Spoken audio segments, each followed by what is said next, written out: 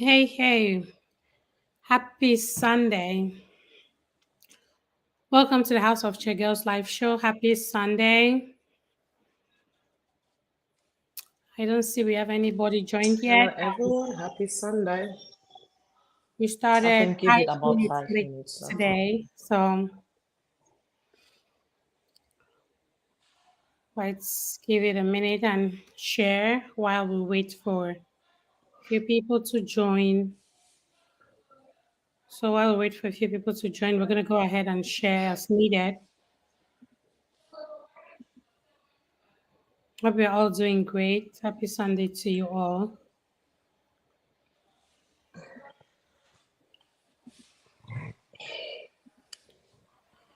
Wait, I Happy don't have a number, Sunday.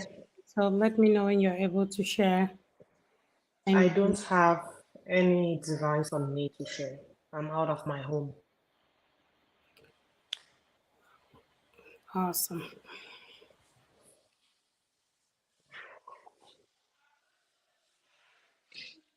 Okay, so if we're not doing the sharing, let's go ahead and start then. Happy Sunday to you all. So this will be broadcasted, of course, on the You Can Be Anything podcast page and on YouTube under Solange Chair. So today on the show, we want to talk about emotional health. And this is not going to be there is no exhaustive list of things we want to talk about, but we just want to be able to share our experience or share our thoughts, our perspective, right, on the whole topic of emotional health. Not only emotional health, but we are looking at strong emotional health. What does it mean to have strong emotional health? By the way, before we even get into talking about what it means to have strong emotional health, I think it is important that we talk first about what emotional health is. And so that's what I want us to have a little bit of insight on what is emotional health. When you hear of emotional health, what comes to your mind? We've heard of the different types of, again, we all know how important it is to take care of your mental health. There is a lot of awareness being drawn around emotional health these days. What does it mean to have strong emotional health? So that is what we plan to talk about today, to give our thoughts on it, and also calling on you to share your thoughts. Right? Let us know what you think. Let us know what this means to you. Is the goal we are here? That's one of the reasons we are here today. So do not be shy to leave your thoughts. Do not be shy to let us know what you think, because again, we are here because you are here. So we are here for you and we want to be able to share our thoughts with you. So, Ice, I don't know if you want to say hi, to introduce yourself or anything, or just say hello to our audience before we kick off. Hello everyone, it's always a pleasure to be here. I hope you had a great week last week and a great weekend as well. I'm looking forward to have this conversation with you all. Please comment and share, and let's have this going. Awesome. Thank you. Give me a second. Awesome. Thank you, Ice. Thanks for those words. Give me one second. I want to copy this link and post it on WhatsApp. Awesome. So that is what we're talking about, emotional health. What does it mean? What is emotional health to you? When we talk about it, when you hear people talk about emotional health, we've heard a lot about mental health and all of that.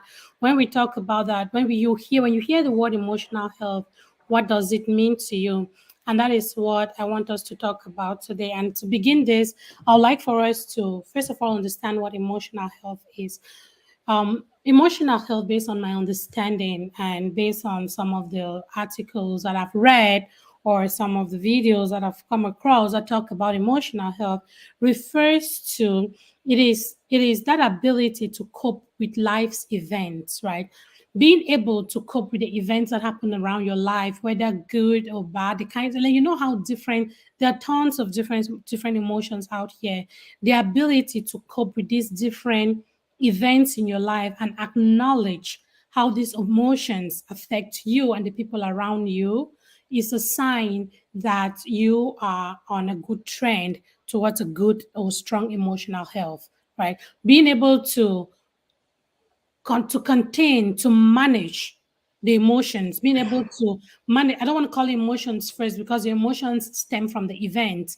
Being able to manage the events, and when we talk about events here, we are not only referring to good things or to bad things. It's a mixture of both, because it is a mixture of both the good and the bad, and maybe the neutral in life, that makes life worth living, that makes us to keep going, right? Your ability to contain and cope with these events is a sign that, that you're emotionally healthy or you have strong emotional health. So that is one of the aspects of strong emotional health. Another aspect is also being able to talk about how you feel, right? It is strong emotional health is the ability, it is based on how we think and feel. Let me put it that way. So emotional health is based on how we think and feel. What drives your thoughts? What drives your feelings? How do you feel based on the things that happen around you? What do you think? Because one of the things we know for sure is that sometimes we think about the things that do not even have any impact, things that do not even concern us. We spend a lot of energy thinking about those things. So that is what emotional health is. And I don't know if you have anything to throw on um, that whole topic of emotional health. Maybe one of the main things is the ability to say no. Maybe you want to be able to talk about that. Having, I know that's something that you have mentioned repeatedly as we go on the show. The ability to say no to something is also a sign that you are emotionally strong, right? You're emotionally healthy. So I don't know if you want to throw some light on what is it like to say no. There's some people that saying no to them makes them feel guilty. They don't want to say no because they are not sure of what is going to happen, or they're not sure of what people are going to think about them if they say no. So this whole concept of being able to say no without guilt, do you want to share anything on that? Yeah, first of all, I would like to dive back to the topic of emotional health and having the word strong emotional health. There, for me, it can be misconstrued by the society. The word strong can means it has a definition in our society which kinds of cancels the ability to be vulnerable. And vulnerability for me is power. And having the ability to break down based on the events that have happened in your life, it's something that we try to run away from. So I want people, for those of our listeners and for those that are going to listen after this, to understand that being strong, emotionally strong, or having a strong emotional health does not mean that you can't actually be vulnerable. I always like to put that disclaimer out there. And yeah, one of those things that I always mention is try to say no once a day if you are not able to. If that's something that you're not already doing, the ability to just say no to something that you don't really want to do is a sign of strength, a sign of that you're working to get to that emotional level where you want to be. Because sometimes, most times, we say yes to things that we don't want to do and we live with the consequences, even if they are not physical, they kind of affect our mental health because you keep thinking, I really did not want to do this. Why I could have just said no, right? And it can be just a split of a second that could change an event in your life that you should have been like, hey, no, and you will not even experience, in this case, a bad event. So please try to have that ability to say no to people, to say no to situations. It is you, put you first. Most of the time, your mental health first before you want to accept or say yes. Saying yes does not mean anything. You're trying to please people who might be taking advantage of you. So, yeah. Yeah, that's great. I always love it when we talk about this ability to say no because a lot of people struggle with that. And in the course of how many years, 2 years plus that I've been doing my podcast, I've asked that question to a couple of my guests, and a few people do stand for the fact that you want to say no, right? I had about three guests who actually hammered a lot on this ability to say no. And the reason why it is important to be able to say no is, again, it's not only about saying no, it's saying no and not having guilt and not feeling guilty for saying no, right? Saying no because you know that you cannot do this or you cannot give this. You are not willing to give up something, or you're not willing to give up your time. It could be your time, it could be anything, right? You're not willing to give up that thing, and being able to say no, I don't want to do that. This ties back down to, I've been following a couple of videos this last couple of weeks about tipping. For those of you who live in the United States, there is this whole concept of tipping now that has gone really viral.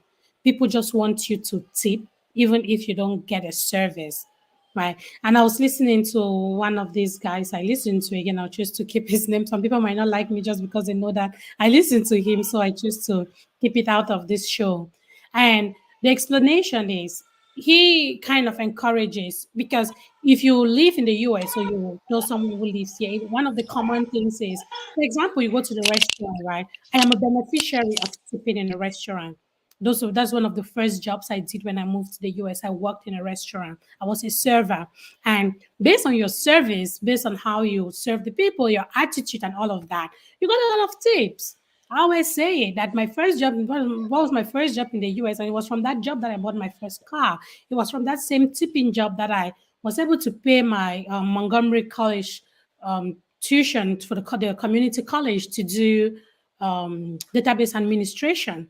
It was all came from that tipping money. So I'm somebody that stands a lot for tipping. I use my experience. I use whatever my mom taught me in her restaurant back in Kumbu, and I brought that same good attitude into the restaurant I worked at, and that paid off.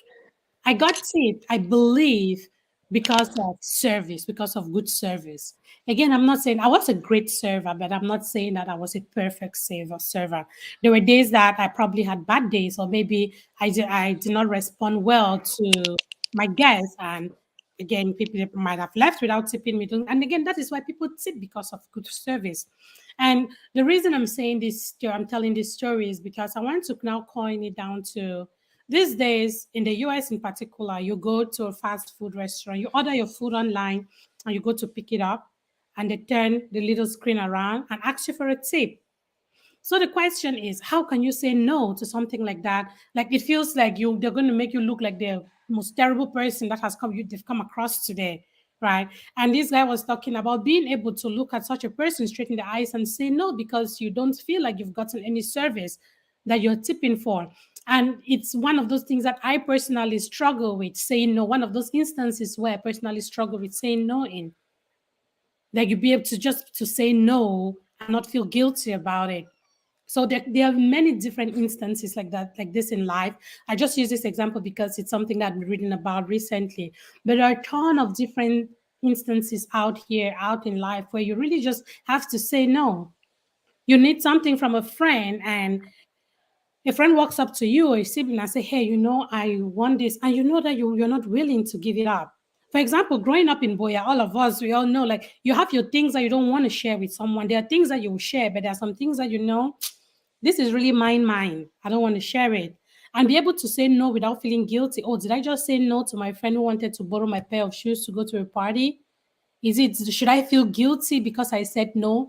Did I feel guilty because I know that, like, among my sisters, I have bigger feet? If I ask for Isis shoe to wear and she knows that my feet are bigger than hers, and she's like, nope, I know that if you wear these shoes, I think I've had that kind of fight with Mamulu before. If you wear my slippers, they are going to expand because I have bigger feet, right?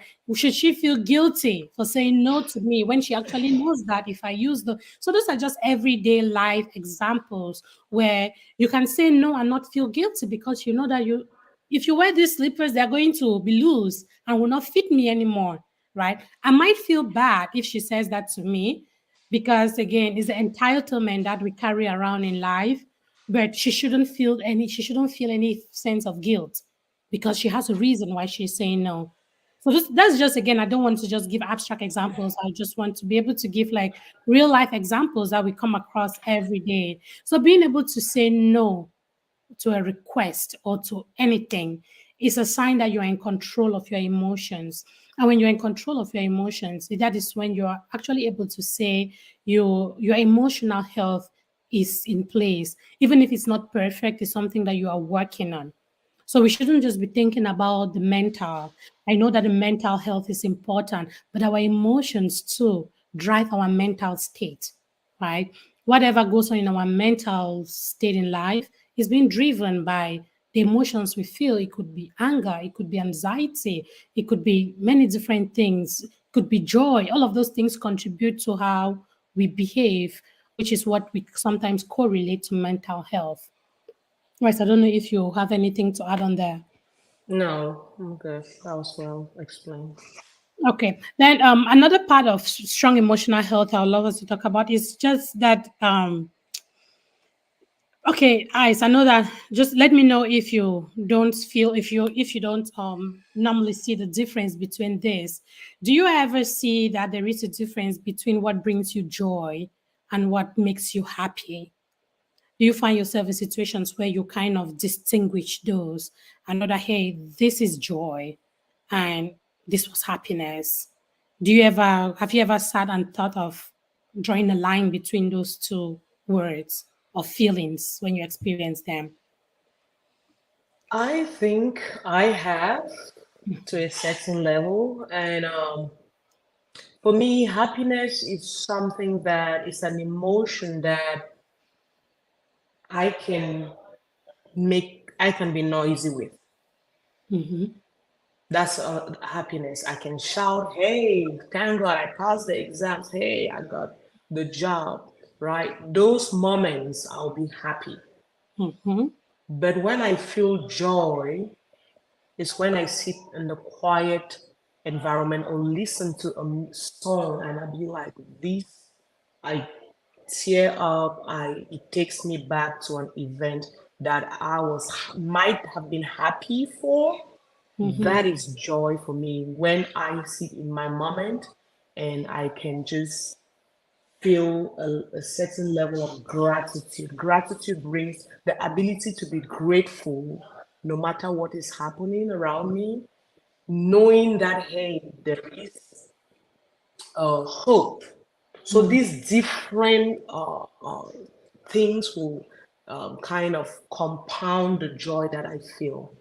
So knowing that there is hope, the ability to be grateful in my current situation, the ability to have a support system, knowing that I have that support system makes me really joyful, right? Yeah, That's and something that I cannot speak out loud to, but it's it's like inside. it's inside. I know that, hey, I got this. I just feel, yeah. Yep. And what you just said, and the ability to know that you have people, you have a support system, you have So, people, those are all things that when you're looking at, when you are evaluating your emotional health, you want to be looking at. And again, I'm happy you brought up, we have not talked about it, but that's one of the whole ideas. Being able to identify a support system, a community, a network of people or a person that you can actually express yourself to, because one of the things that people struggle with is because they hold their feelings within them, and as a result of that, we've heard of people who go into depressions and stuff, sometimes just because they don't have someone to talk to. And again, I think we talked about this a while ago, that talking to someone doesn't necessarily mean you want a solution from them. Sometimes you just need a listener. You just need somebody that will listen to you with empathy, right? Not a passive listener, because sometimes we mistake too about these listeners. Some people are just passive listeners. You're done talking to them and they forgot to know what, again, they're not even thinking. But when you have an empathetic listener, you know that that person, even though he's not there to give you a solution to whatever, if it's a problem you're explaining to them, even if that person is not there to give you that solution, you know that they can feel it. And personally, when I talk to somebody that is empathetic, I think I know And when I talk to somebody that is passive, I think I feel it. So again, I'm not putting a 100% stamp on it, but I have a feeling. I feel like I know when someone is listening with empathy to me, right? So I'm glad you brought up again, trying to talk about. I wanted us to talk about the whole feeling of joy and the feeling of happiness, right? And you hit it right on the head, because when you talk about happiness to you being a feeling that you can be loud about, if you just want to put joy and happiness in comparison, happiness is more of a short-term thing. Most of the time, you're just happy about something. Those are two different concepts. And having a good or strong emotional health does not mean you have to be happy all the time. We were not created to be happy all the time. Being happy all the time does not show that we are emotionally healthy. Because one thing for sure is, what is this happiness even? Because somebody is laughing or dancing doesn't mean that they are happy. It doesn't necessarily mean. It could be, yes, they will show it for them. Oh, no, sorry, let me take it back. Because somebody is laughing or dancing doesn't mean that they have a strong emotional health. It could just be something for that moment. It's a momentary something that they are just living with it. And being able to identify the things that bring you joy. And the reason I like the way you explain that is more of, joy is something that is more innate, it's internal, right? You feel joy, you feel it within you. And when you feel joy, you give it out without even knowing, because it has become a core, it is in your core. Because when you're joyful, you're able to, it's easier to love when you feel, because love is stressless. You don't need to fake it when you're sincerely joyful. When you have, like, for example, let's say something could happen. Things in life can bring us happiness, right? Many different things. Like, if I start to think of the things that will bring me personally happiness, I'm sure I will not stop talking. But there are things that if you give me now, I'll probably tell you I'm happy. I'm sure anybody that has ever spoken to me, again, especially about cars, knows that I love the Porsche car, right? If I get one today, if somebody came and dropped that, it's going to make me happy. But that car will not bring me joy. It will not. It That's will make true. me happy, but it will not bring me joy, because it is a material thing that I want, that I crave to have. And again, remember that these material things are very superficial. The feelings that material things will give us are very superficial. But when it comes to joy, That's it is more of, what is it that, to me, it is more of, what can I do? One of the things that really make me joyful is when I help. When I see that I can help somebody feel better, that is one thing, one of the things that make me feel joy in me. It doesn't give, I will not clap and dance because I was able to help this person and they got better, or I was able, no, I will not. It is innate. I feel it. If I pass an exam, as the example you gave, of course I'll be joyful. I remember I'll call you people and like, God don't do, I'm again, we'll dance and stuff. That is happiness, right? But there is a joyful part. There is a joy that that exam will bring to me, which is that fulfillment within my heart, because I craved for something. Maybe because, yes, one of my goals when I joined the tech world was to become an architect someday. When I finally passed my architect exams, I was not even noisy about it. It was more innate, because it has satisfied that desire in me to attain that goal in my career, in my professional career. So the goal, the main point we are making here is the whole being happy and being joyful. Like, what makes you happy and what gives you joy? That was a question I threw at you without preparing you for, and you nailed it. So thank you. Mhm. That's exactly how I was thinking about it. And so I'm happy to know that we think the same, we think alike, especially on that topic. So, one other thing that I would love for us to talk about is, so what we've been discussing so far are some of the ways that we can identify, right? Most of the Yeah. things we talked about, some of the ways that we can identify if we have strong emotional health or not. And another thing is being expressive. That's one thing that, except I want you to talk about it again. You have mentioned the time without number, which is that ability to share how we feel and also seek for therapy, right? If you need to. Yeah. If you're open to that, that is a sign that you know that you need to manage your emotions. You need to be able to take control of your emotions. You have spoken about that in many of our episodes that we've talked about here. But again, I will not hold you back if you want to throw any more light on that. Yeah, I want to throw more light on that. So when we talk about the ability to be expressive, it is I'm talking basically on the in a Cameroonian or African context, Mm-hmm. and this can be a kind of global thing. So I'm the kind of person that I believe when there are certain things that I can really identify.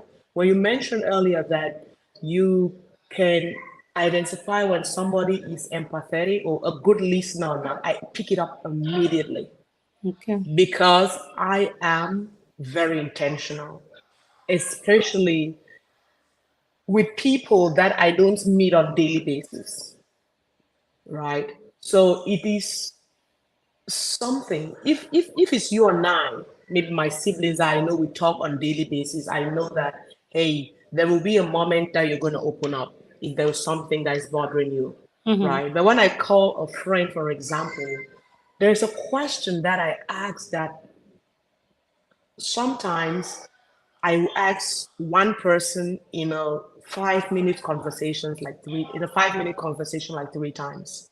How are you? And the way you ask somebody, how are you, is gonna either kind of trigger them to open up or not. So when I ask, how are you the first time, and they be like, I'm well, then 2 minutes into the conversation, you really hear them not being okay. Then I take a step back and I be like, you said you were okay. Why did you say that? If you're not okay, don't say I am fine, right?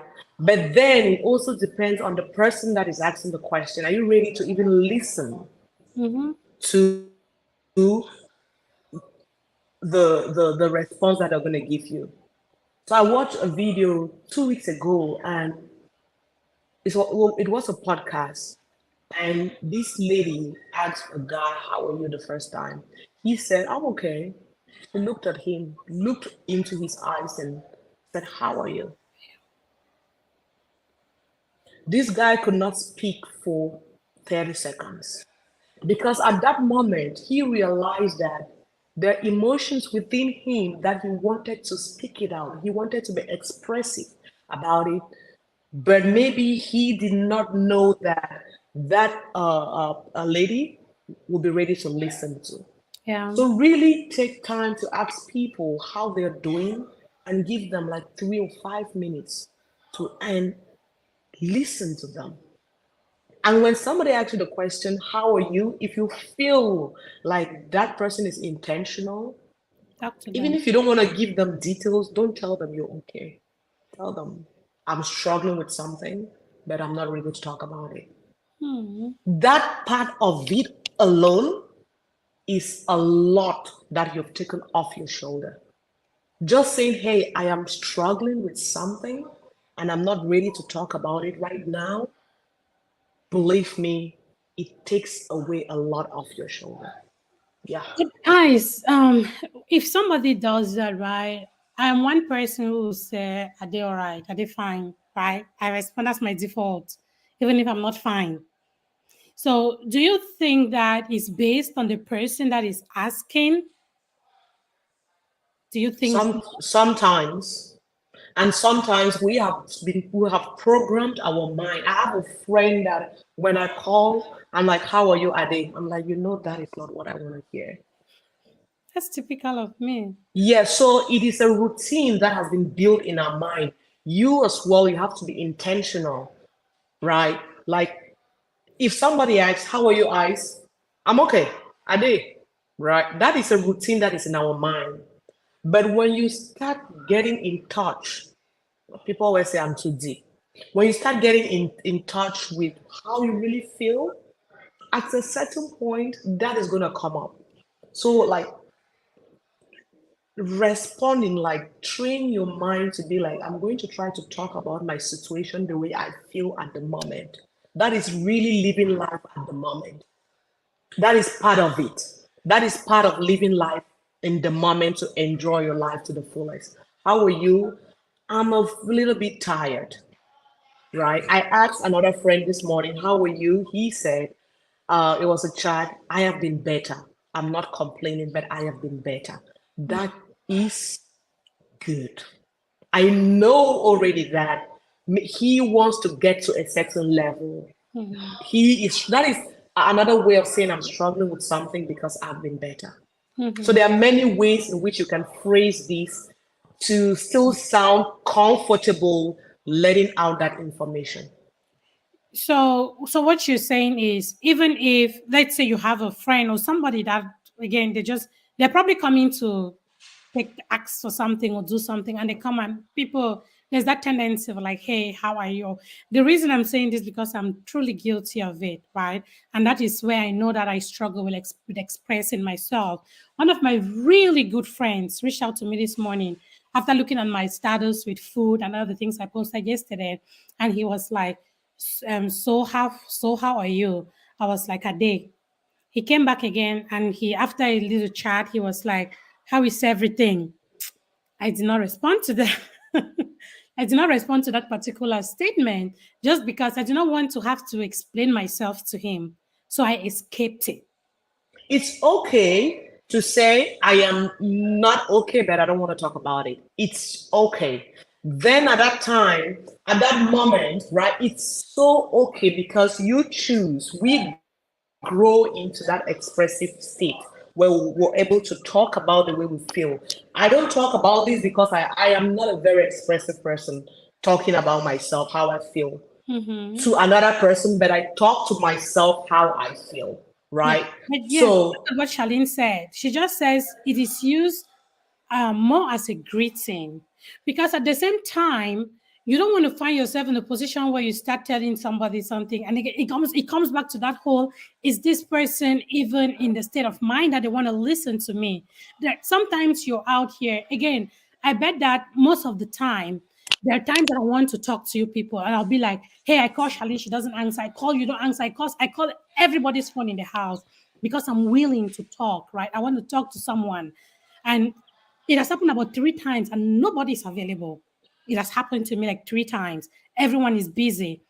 And my point is, how do you now draw the line? Some people just come, just as Wills the Colon is mentioning here, they just come to them, it's like, good morning. They are not concerned about what is actually happening in your life. They're just saying that, how are you? Like, we grew up knowing. To them, it might just be a form of greeting, not because they really want to know how you're doing. How do you now find that level ground to know? yeah, and that's why I started by mentioning that um, I was saying this in a context because that was part of it, knowing that it's a form of greetings to us. Mhm. Solange is out, knowing that that's why I started saying this is coming from a Cameroonian or African perspective, because Okay. I know that is a form of greetings to us as well. So, so I don't know if we're okay. Are we, Yes. Solange, can you hear me? Yes, I can hear you. So, okay, so I feel like because of that cultural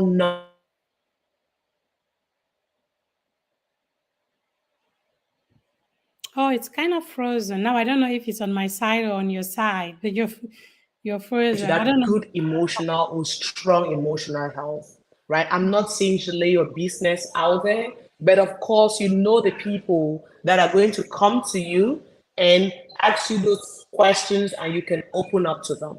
Mm-hmm. Yep. Oh, that's nice. Looks like we lost eyes for a second.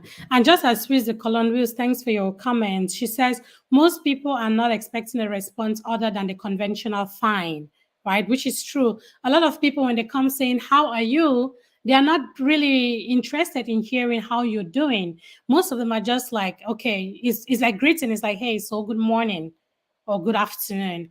Not like they really want to know if you're doing fine or not, or they even want to listen to you in case you're not doing fine and you want to express yourself, right? So again, sometimes eyes can be very deep. That's why this whole question of how are you can mean a whole lot different to her. So I'm bringing you back. I sorry we missed you for a second there. Yeah, I don't know if you got my point concerning Charlene's comments. I want to clear that off. Did you get that part of what I was No, saying? you got Are you frozen. able to get that part? Mm-mm. No.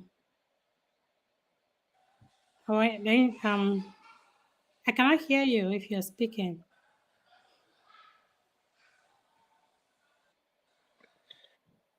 I see. Are you there? Okay, we lost her again. Hopefully she comes back. That's what happens when she sacrifices to be part of the show, even when she's not home. I thank you for your effort, Mama. So let's see if she's going to join us again. And I need for her to better explain this whole how are you, because the way she has approached it now is it's a little bit too deep for me, because I know that I can be very superficial with that whole how are you question, right? Except I'm actually having a conversation with someone that I can identify. At the beginning of this, I did mention that sometimes I know, sometimes I don't know if somebody that I'm talking to is listening. There are ton of passive listeners out here. There are a lot of people out here who do not know how to listen.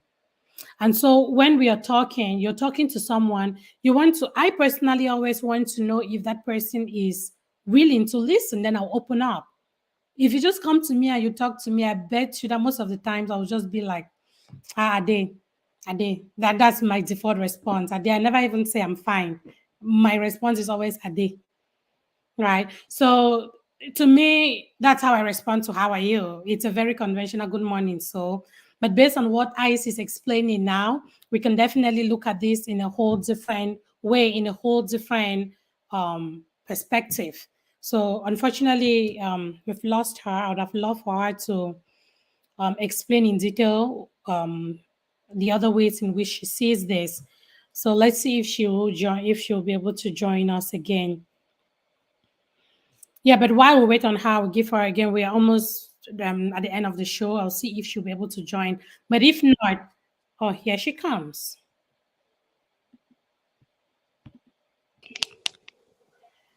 Yes, I see. I don't know what happened. Looks like I'm not at home, so my network is a little bit shaky. That's okay. Yep. So I wanted you to clear a little bit, to talk a little bit more on that whole how are you being a conventional greeting as opposed to what we just chatted about. The whole Yeah, yeah. So when I mentioned that, I know, and I started by saying that I know it's something that I was talking from an African perspective with that in mind, knowing that it's a conventional greetings, right? So you don't expect everybody to respond the same. And mm, that's why the person that is asking that question is very important as well. So if I come to you, Solange, today in the morning and be like, how are you, right? And you said a day, and I asked the second time, you should know that, hey, this maybe I want to know more, or maybe I come with like your friend did this morning, but how is everything?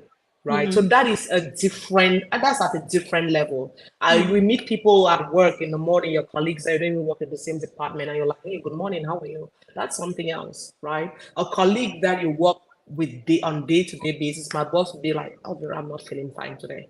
I'm not mm. myself today. I have to listen to my fight song. She says that to me, right? Because she knows that we have passed that level of conventional greetings of just saying, how are you in the morning? But there is a level, there's another layer to that, just to clear that up. Okay, yeah, okay, that makes sense because that's actually what Yeah. I was when you were off. That's the same thing I was trying to understand.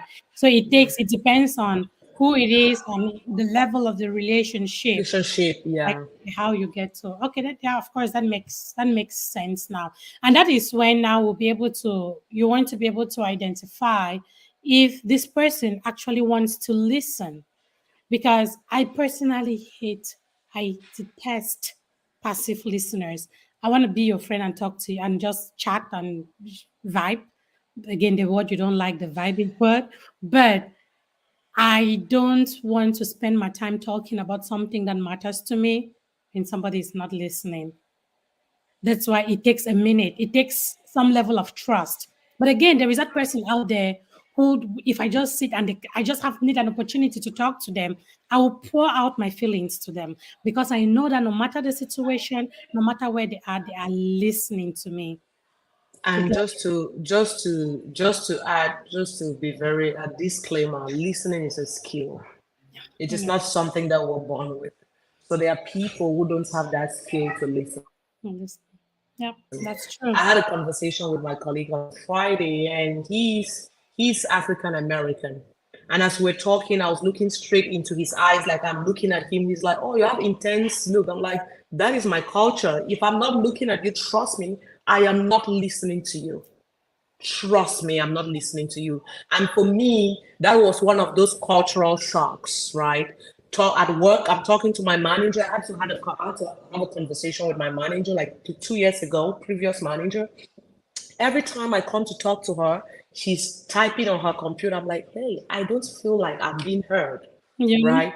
Even if yeah, I needed that. I told her that, hey, I feel like when I'm talking to you and you're just on your computer looking on your screen, I feel like you don't hear I'm me. not listening. Then that's when she explained, like, Elvira, I hear you very well.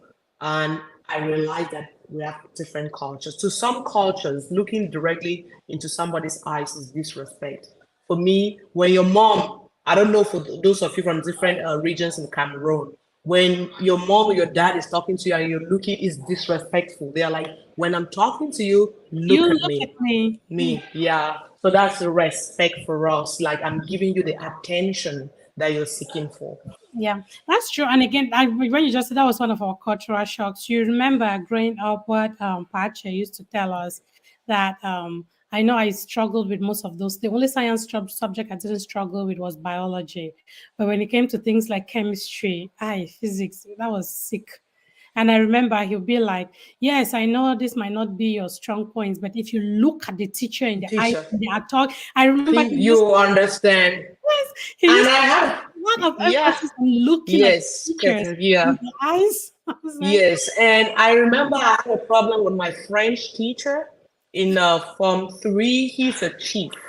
He was a are you? chief from a. Mhm. I looked at that man and he was like, you cannot look at me like that. I'm trying to understand the French he speaks from his eyes, you know. And I know mom always makes a joke of me, like, hey, I looked at my French teacher and he asked me to turn my head around. I'm like, okay, so Yes. So again, yeah. it's a cultural thing, and so which means this all boils down to the fact that somebody cannot be looking at you, but they are listening to you. Listening to you. But again, another Yeah. person will actually create that eye contact, and you probably so to someone like you, it makes you feel heard, right? Yeah. You have Yeah. contact. Yeah. Even on the phone, you can feel it. I have a friend, my friend Bibi, when I'm talking to her and she's not listening, even if we are not on a video call, I know. I'm like, you are not listening. You are not I'm listening. I'm like, you are not listening. And she'll be like, Ice, how did you know? I know. I can tell from your responses, like, I know you're not listening. You're Mhm. not. And she's like, Alice, how do you know? So yeah. That's nice. So we are coming to the end of the show. And again, just a recap, the main thing we wanted to talk about today, we have spoken about today, just thrown some light on, is the whole how to be able to, like, what does it mean to have strong emotional health? And the disclaimer I brought to this whole topic of strong emotional health is the strong here, don't take it literally, right? It doesn't mean your emotional health is not crackable. It doesn't mean that you cannot be vulnerable, right?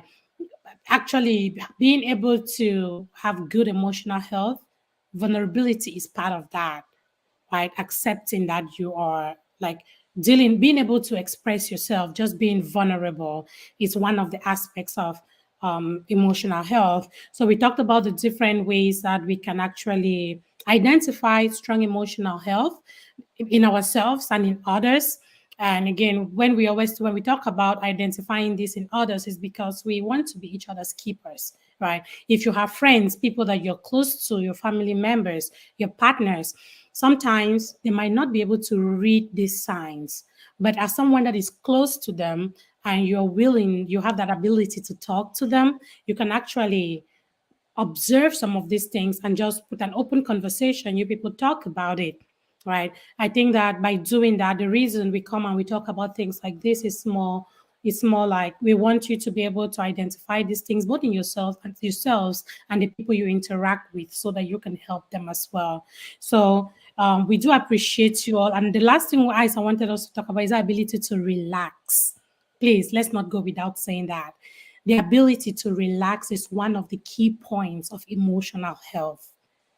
And I know that talking about being able to relax, sometimes we misunderstand relaxation to be, just sitting, going and sitting on the couch, stretching your legs and sitting. That is really not what relax. A lot of people do think that that is relaxation, but there is more to being able to relax than just not doing anything or not. Some people say they are relaxed by watching YouTube videos or Facebook things to them. That is relaxation.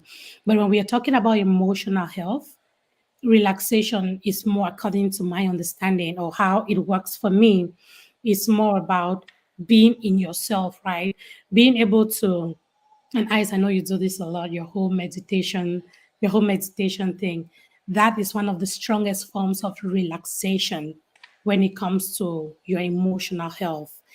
If I'm not great at it, I've tried meditation, I wouldn't lie to you. I get distracted like this. Some point in life, I wish I really be able to relax, to meditate the way you do, eyes, but I still struggle with it.